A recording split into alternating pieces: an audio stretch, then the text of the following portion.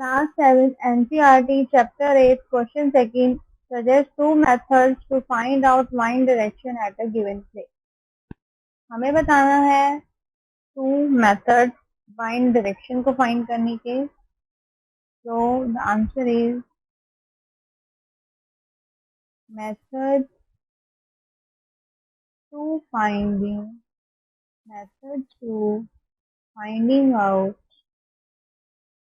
out the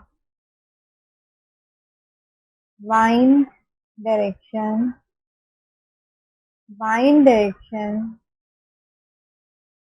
at a given place. The first is by seeing the direction of dry leaves released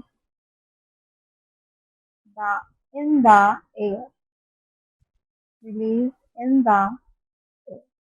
The second point is by seeing the direction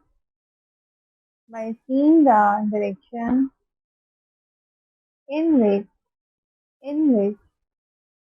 it is difficult to ride a bike. एक तो हमें पता चलता है dry leaf से, एक हमें चलता है बाइसिकल चलाना.